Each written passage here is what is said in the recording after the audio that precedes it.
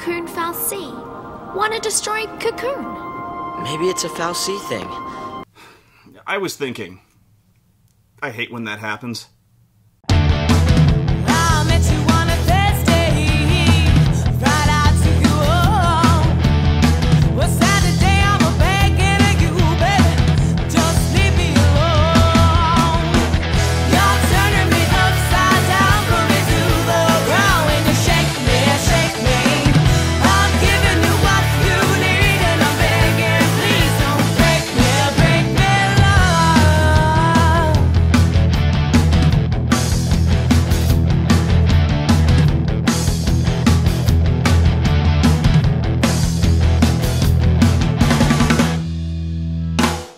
At this point in the game, all of the characters are now l'Cie, and this is actually one of the few things that is explained to us, although the game makes up for this by explaining it over and over about a zillion goddamn times. You used magic! You used the power of l'Cie! The fal'Cie cursed us! We're l'Cie now! Basically, being l'Cie means is that you've been cursed and forced to complete a focus, which means you have to do whatever the bad robot god wants you to do, or you become a robot zombie. And that's why all these people are being loaded onto trains, because Pulse l'Cie are enemies of Cocoon. We're l'Cie. Enemies of Cocoon. Pulse fal'Cie are Cocoon's enemies. Pulse fal'Cie and their l'Cie are enemies of the state. We're Pulse l'Cie, right? Enemies of Cocoon. I'm a l'Cie, enemy of Cocoon. Be a Pulse l'Cie, an enemy of Cocoon. We are enemies of Cocoon. Why do you want to help l'Cie? They're the enemy! Yeah, I could probably start another counting egg on this one, but fuck it, take a shot or something. Anyway, the reason Cocoon is so afraid of l'Cie is that the curse gives them the ability to use magic. And in this world, magic is really scary stuff. You've got to get rid of anyone who could possibly be a l'Cie, no matter how unlikely, because just look at the devastation these guys can cause with their unholy magical powers. Take that! Oh god! Tiny, unimpressive magic missiles! If they're not stopped, in about 15 minutes they might manage to set an outhouse on fire with their piddly, ineffective fireballs! Purge the whole town! Make them wear the robes of shame! What do we do? What do we do? Our technology is useless before this magic power! They can slowly toss magic snowballs at us at close range, and all we have are these stupid high-caliber sniper rifles and rocket launchers and jetpacks! Massive robot wolves with 8-foot diameter electrified buzzsaws! What possible chance do we have? We can't fight that! So yeah, they're all being hunted by the Sanctum now, and they've all been marked by the fal'Cie as part of their curse, which takes the form of a l'Cie brand. It's like a magic tattoo, and for some reason, they're all on different parts of their bodies. Oh gee, I wonder where the brand on the young teenage girl will be. Yep, that's about right. Okay. My other guess would have been right between her boobs. It just raises a couple important questions, like, why the fuck would the fal'Cie sabotage their own plans by leaving huge, glowing, easily identifiable tattoos on their secret agents, which makes it far more likely they'll be caught? It puts us humans at a big disadvantage. Wouldn't the presence of the l'Cie brand make the purge completely unnecessary? You don't need to exile hundreds of people. Just get everyone naked and look for the fucking tattoo. They all have one. It's the one foolproof way you have of finding a fucking l'Cie, and instead of looking for it, you cover them from head to toe in a fucking robe, and no, I am never letting that go. And if there has to be a brand, why would the fal'Cie put it on different parts of their bodies? I guess the fan service here makes sense, but why would it put the brand someplace people are very likely to notice it? But it doesn't even matter if the fal'Cie doesn't give you a brand or stamps one on your fucking head, because your focus is impossible. Remember, a focus is a very specific mission that the fal'Cie is ordering you to do against your will. But to make sure you do it, it gives you a time limit, or it turns you into a robot zombie. And this could be anything, literally anything, from assassinate the president to bring the fal'Cie a grilled cheese sandwich. And so you're asking, well, what's so impossible about that? Well, the trick is you're never fucking told what in the fuck your fucking focus is! Seriously, I'm not exaggerating, that's the plot! The fal'Cie abducts you, it gives you magic powers, and makes you do something or else it'll fucking kill you, but oh, it won't tell you what you're supposed to do. That part, you're supposed to fucking guess. Oh, it could be anything, so move your ass and do that thing it wants you to do that you don't know what it is, and if you fuck up, oh, you'll become a zombie, so good luck with that, shithead. Now, okay, I'm being hard on this because at first it sounds like the dumbest thing ever written by a human being. Because it fucking is! How in the fuck did the fal'Cie expect to accomplish fucking anything. This would be like if some motherfucker kicked a door into my house, handed me a banana and a shotgun and said, "Now hurry the fuck up, Spoonie, or I'll kill your whole fucking family." The fuck am I supposed to do with that? Okay, if we don't know our focus, how do we complete it? I don't fucking know. It's like the only thing they can do is just to follow the hallway until it stops, because it's not like you can go anywhere else.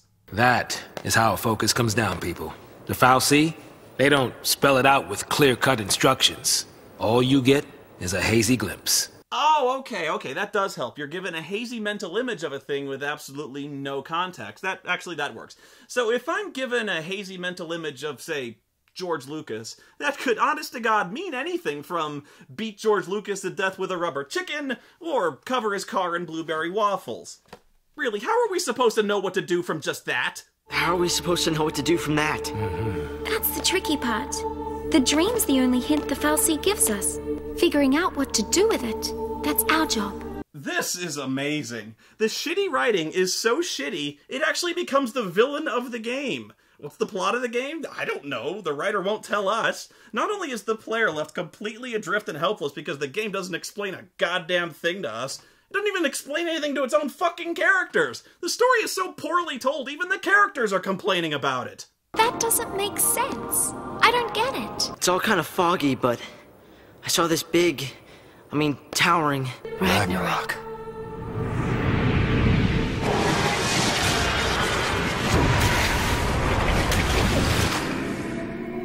So, we all saw the same dream. Okay, so the only hint that they're given, if you can even call it a hint, is a hazy mental image of something called Ragnarok. And since this can mean anything, right away they all have radically different ideas as to what it all means. We fight it! Ragnarok! That's the reason we're l'Cie. To stop it! To keep Cocoon safe! Yeah, why don't you give us one reason to believe that? One reason. Sarah. Our focus has gotta be the same. It makes sense! What the hell it does? Post-fal'Cie are Cocoon's enemies. We just got recruited by one of them. If I were a betting man, I'd put us on the other side. And that's what I'm talking about. They get a vision of Ragnarok and, of course, immediately interpret it two completely opposite ways. They either decide to stop Ragnarok or help Ragnarok, and they don't know which one will end up destroying Cocoon. Never mind that they don't actually know what Ragnarok is, and how to stop it, or how to help it, or even where it is, or anything.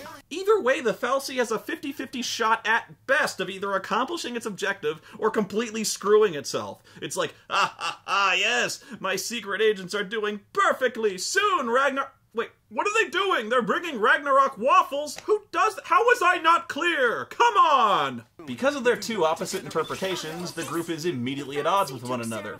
Snow thinks their focus is to save Cocoon from Ragnarok, and Lightning decides it's to destroy Cocoon. And what's more, she decides to go through with it. This is our hero, ladies and gentlemen. She just decided in the span of 30 seconds to eradicate virtually the entire human race. I don't want to play this game anymore! But oh, thank God the floating store machine didn't turn to crystal when the fal'Cie exploded and wiped out everything else within a 2-mile radius. After a short walk, you find Sarah! Sarah! Sarah! Sarah! And Snow tries to dig her out. You know, I think the more pressing issue is how you plan to carry her out of here, genius. Everyone else realizes Snow is a moron and decides to ditch him when the Sanctum shows up. Dude, even if you manage to get this done, I really don't see how you come out of this one on top. That's when Snow gets so emotional his powers go over 9,000 and he summons these godlike spirits called Eidolons, which are basically the same summons you get in every Final Fantasy game. And Snow gets Shiva, because his name is Snow. I don't get it. First, you have to beat up the Eidolon before it'll serve you, but these fights are different from normal fights because we can't have anything be straightforward in this game now, can we? Yay, another tutorial 3 hours into the game. They all cast the Doom spell on you, so you have to beat it up enough to demonstrate your power and fill this Gestalt gate before you can trap it. And you have to do it before the Doom timer runs out and kills you. It says that attacks are not the only way to charge the gauge. Defensive rolls are effective against the Shiva sisters. Okay, so you're given this mode you can enter called Sentinel, which is exactly like tanking in an MMO, just a damage sponge. So I'm thinking, okay, I'll absorb its attacks and then switch to offense and beat it up and switch back to Sentinel. Sort of picking my shots, hit and fade. But no, it doesn't work, like, at all. It just fucking kicks my ass. No! Sarah! Fuck! I mean, I'm doing what it said, right? But no, this is actually how you win. All you have to do is go into Sentinel mode and stand there, and let them wail on you until you win. Yeah, okay, that makes sense. Fuck you! The game sets this up like a straight-up fight, but you win by doing nothing at all. And then, completely awestruck by your ability to curl into a ball and weep the entire fight, the Shiva sisters submit to your awesome demonstration of power and turn into a motorcycle.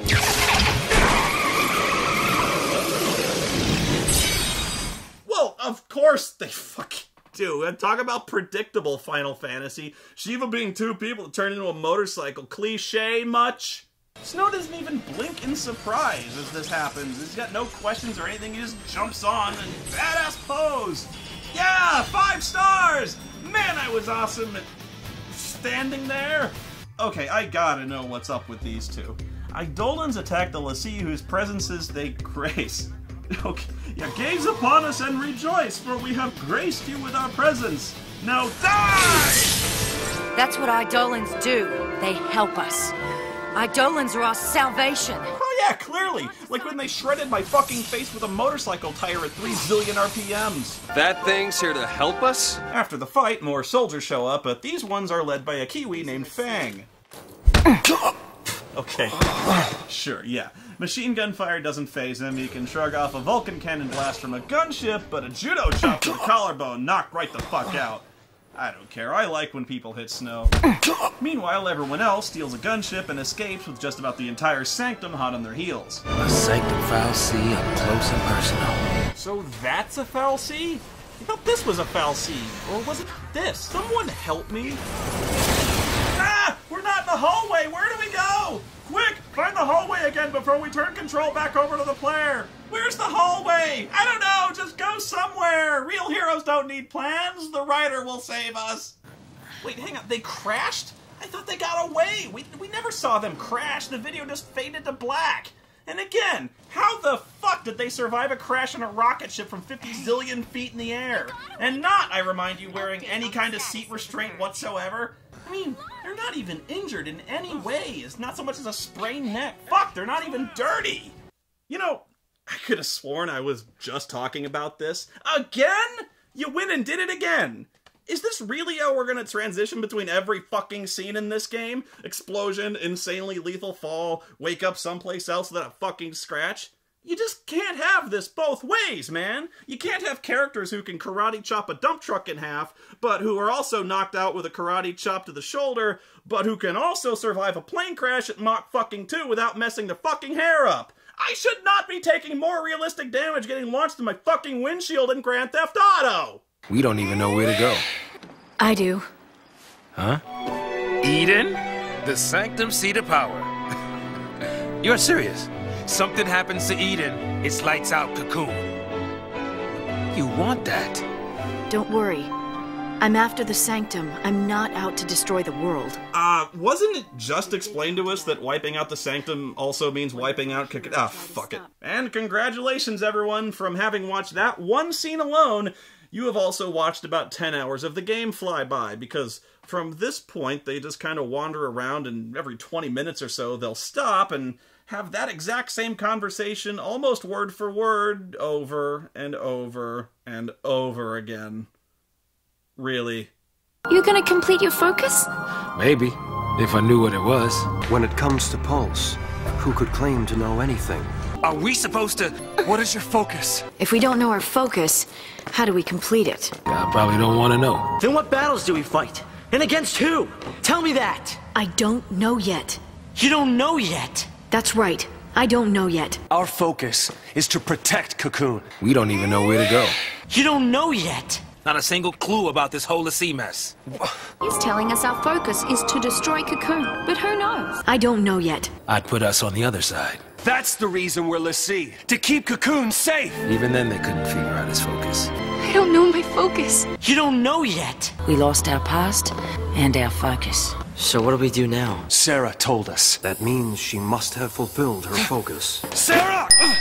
Looks like I was wrong. About Sarah's focus? Does that mean that our focus is... Daisley had to be lying when he explained her focus. It might even be our focus to make sure Cocoon's... Our focus doesn't matter. Our focus doesn't matter. Forget our focus. We don't need it. We don't need it. You don't know yet. Our focus has got to be the same. Listen, if we fail our focus, it could be us suffering like that. We're l'Cie, ticking time bombs. If we don't figure it out and pull it off, you're gonna be a Sith. I'm gonna be a monster. I'm not trying to be an asshole here, I just want to know what's so hard about this. Why don't the fal'Cie tell them what their fucking focus is? It either can't or it won't, and it has no reason not to tell them because they were the ones who enslaved the guys in the first place. So I guess that means the hazy mental image is the best it can do?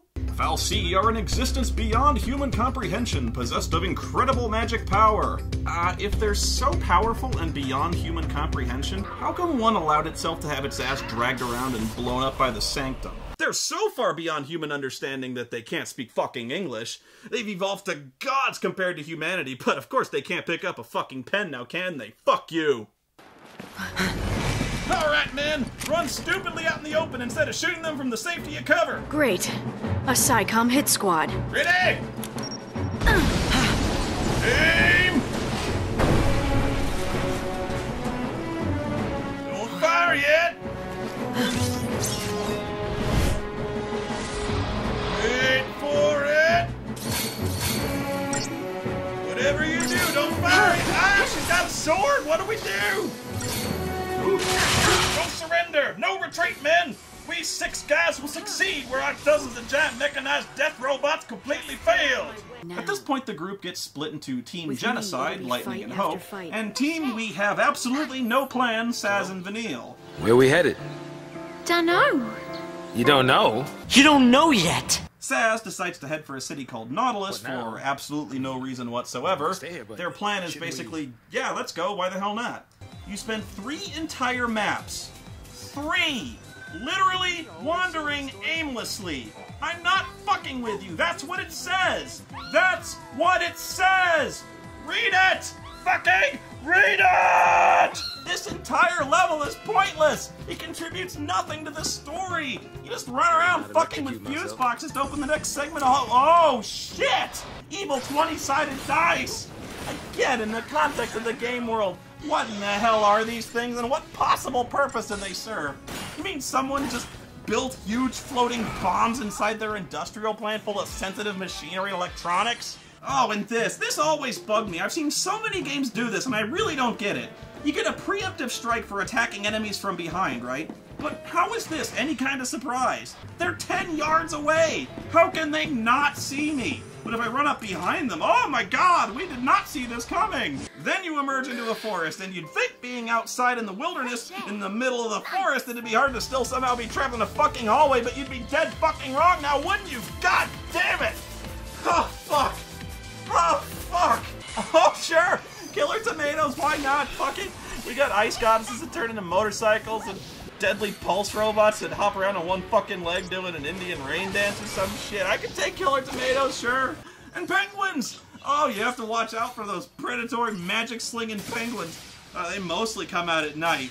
Mostly. And meanwhile, Hope and Lightning are walking into the forest of inexplicably sharp crystal swords. Hey, walking into one of those trees would be really dangerous, okay? So be sure and stick to the hallway, okay, guys? No, you may not leave the hallway. The wall of hexagons forbids it.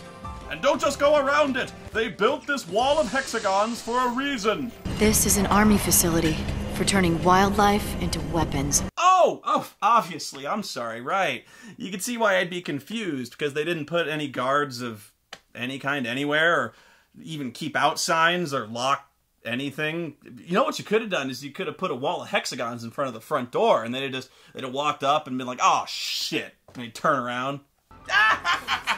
Yes, we've done it. We've made a cybernetic war machine out of a radish with science. Soon we will be the most feared military in the galaxy.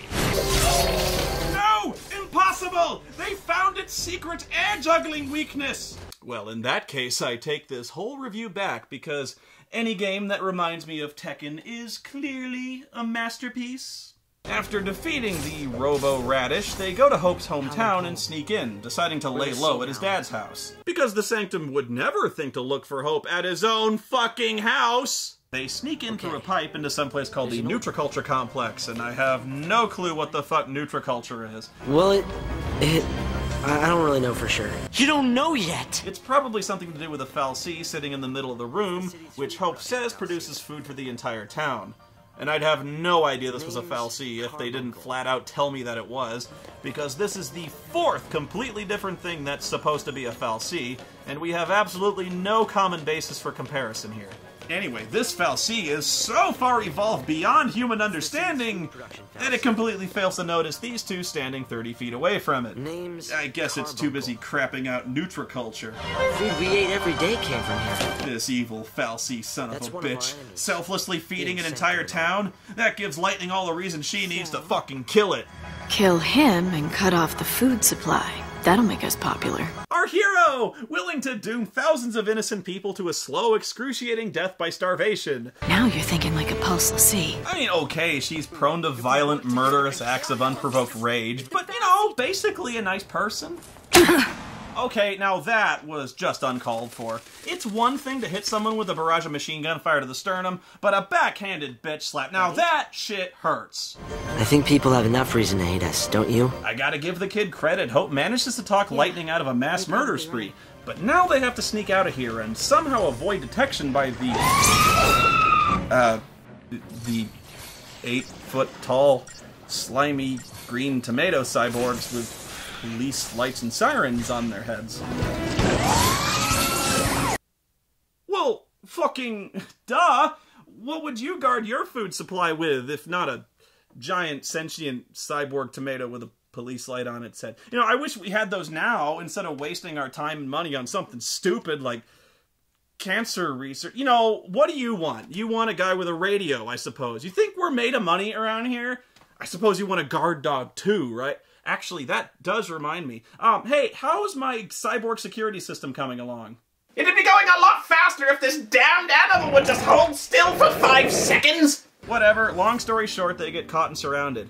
Now, the soldiers could open fire on them and kill them right now, and it makes sense, especially since these two have murdered dozens of their men. These are Lassie. Show no mercy. But, nah, it's Snow to the rescue on his Shiva cycle. Our heroes climb on board and show us all how noble and kind they are when they spin the cycle around, brutally crushing several people to death beneath their icy wheels, when they could have just as easily run away without killing anyone. This really bothers me. It's a video game, so I guess you're just not supposed to think about it at all. I mean, they're just faceless enemies, right? But just think about who these guys are.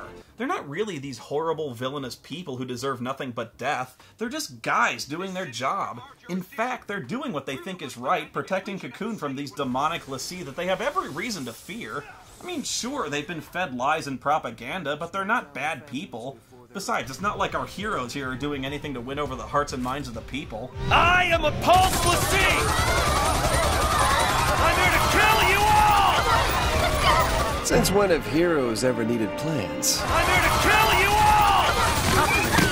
It's actually kind of weird how sympathetic the soldiers are. Even when their commander orders them to open fire regardless of collateral damage, the soldiers strongly object, wanting to protect the innocent people. And here you are butchering them wholesale. I mean, this is brutal. I know they execute Lassie, but hey, they're not total monsters. Really, the soldiers are going out of their way to take you in alive, but no, the heroes have to make it a massacre on live television to bizarrely inappropriate music.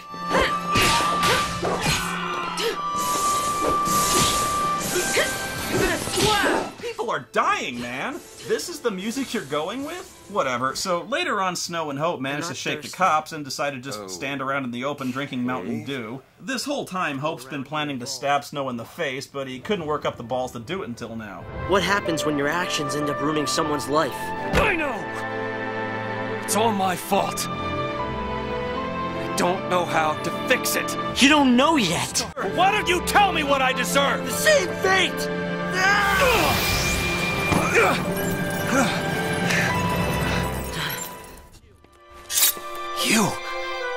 You're the one she meant.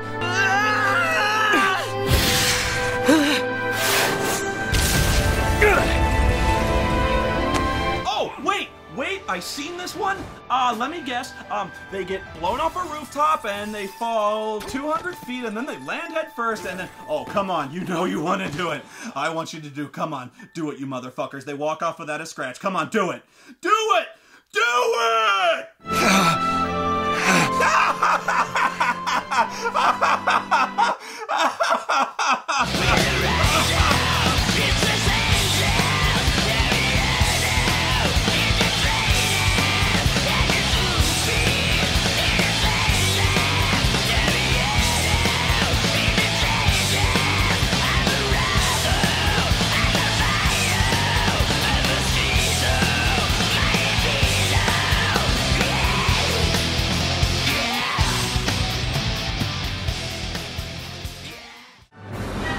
Where to next, little lady? I'll let you decide.